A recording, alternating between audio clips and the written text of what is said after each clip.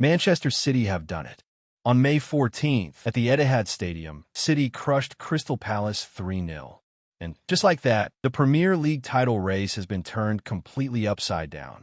The gap between City and league leaders Arsenal, now just 2 points. What was a 5-point cushion has been slashed to 2, and Mikel Arteta no longer has any room to breathe.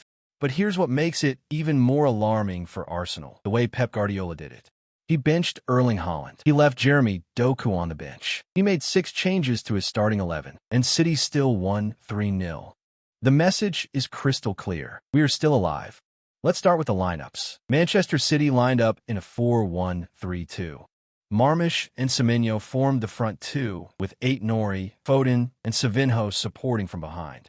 Bernardo Silva sat as the defensive midfielder. The back four was Gvardiol, Gahey, Kuzanov, and Nunes. Donnarumma in goal.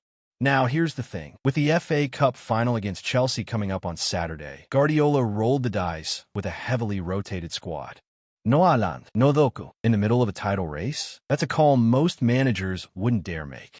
Before kickoff, Guardiola explained it himself. When a schedule is so tight, everybody is fit, everybody needs to help. Palace responded with a 3-4-2-1. Mateta led the line, with Pino and Johnson just behind him. Lerma and Hughes anchored the midfield, while Mitchell and Munoz worked the flanks. Henderson started in goal. City controlled the tempo from the opening whistle. Then, in the 32nd minute, the moment arrived. Silva and Nunes combined to feed Foden a rough ball. And what did Foden do? A backheel. But not just any backheel. He read Semenyo's run perfectly and flicked it through with one touch. Semenyo took it in stride and fired a low right-footed shot into the corner. 1-0. This wasn't just an assist. This was vintage Foden. The Foden from 2023-24, the season City last won the title. That instinctive, almost effortless genius was back on display. 8 minutes later, in the 40th, it happened again. A cross came in from the flank, and Foden was there to nudge it into the path of Marmish. Marmish spun, took the shot on the turn, and beat Henderson. 2-0. Halftime, and honestly, the game was already over. Both managers made changes after the break. In the 58th minute, City brought on Aït and Doku for Nunes and Gvardiol. Palace responded immediately, taking off Pino, Hughes, and Mateta for Sarr, Wharton, and Larson. Palace did have one chance. In the 68th minute, Wharton lifted a sharp pass over the top, but Johnson skied his shot way over the bar. That was effectively the last hope Palace had. Then in the 79th minute, Guardiola brought on Cherki and Kovacic for Marmish and Silva. 5 minutes later, the dagger. It was a counterattack. Cherki picked up the ball deep in his own half, drove forward, and slipped a beautiful pass through. Savinho was on the end of it. Cool finish, left foot, bottom corner. 3-0. And there's one more moment worth mentioning. John Stones, who's leaving the club at the end of the season, came on late as a substitute. The Etihad rose to their feet with a thunderous ovation. And just minutes later, Cherki's incredible run set up the third goal. It almost felt scripted, a farewell wrapped inside a statement win. But here's the thing. The bigger story coming out of this match wasn't the result. It was what Guardiola said afterward. According to reports from The Sun and Reuters, Guardiola launched a sharp criticism of referees and VAR. 2 key quotes. First, I haven't trusted the officiating in the 10 years I've been in England. Second, he compared VAR decisions to a coin flip.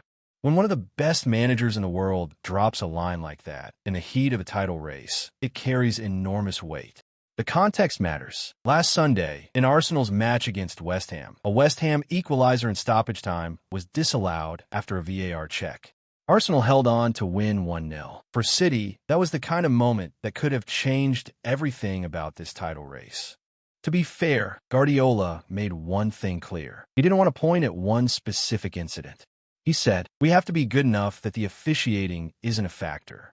In other words, dominate the game so completely that decisions don't matter."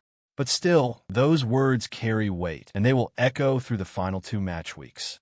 Let's talk about how both fan bases are feeling. Arsenal fans, in a phrase, nervous but still confident. According to English media coverage, there are 2 emotions running through the Arsenal fan base right now. On one side, there's the trauma, the memory of past seasons, of leading the title race only to be hunted down by City in the final weeks. It's all coming back. The 3-3 draw against Everton last week was the moment that opened the door. Without that result, the gap would still be 5 points. Now it's 2. But on the other side, there's calm. And there's a reason for that. Arsenal's destiny is still entirely in their own hands. 2 games left. Home to Burnley on May 18th, then away to Crystal Palace on May 24th. Win both, and they're champions. Whatever City do is irrelevant. And here's the thing about Burnley. They're already relegated. The gap in quality is huge. That's why most English media still rate Arsenal as overwhelming favorites for the title. Their first Premier League title since 2004. 22 years of waiting, now within touching distance. City fans, on the other hand, are starting to believe again. With this win, City sit on 77 points, 2 behind Arsenal. And here's the kicker. They now have a goal difference of plus 43, 1 better than Arsenal. They've also scored 7 more goals. If the 2 teams finish level on points, City win the title. But there's a brutal reality check. No team in English top-flight history has ever overturned a 5-point deficit this late in May to win the title. Ever. Which means Arsenal need to slip up at least once in their final 2 games. Without that, the math doesn't work. Still, City fans have reasons to dream, and most of those reasons come down to one man, Guardiola. His track record of hunting down rivals in the closing weeks of a season is unmatched. Brentford 3-0, Palace 3-0, and Guardiola was firm afterward. Crystal Palace are a really tough opponent with the way they play. I'm really pleased. We try to be alive until the end. So here's the run-in. Saturday, City face Chelsea in the FA Cup final. Then on Tuesday, they play Bournemouth before closing out their season at home to Aston Villa. Arsenal play Burnley on the 18th, then Palace away on the 24th. Everything will be decided on the final match day, May 24th. Arsenal's 22-year wait or City's improbable comeback. In 9 days, we'll have our answer. What do you think? Will Arsenal hold on to lift their first Premier League title since 2004? Or will City pull off the miracle? And what about Guardiola's VAR comments? Was it a fair criticism or just title race mind games? Drop your thoughts in the comments. Let me know.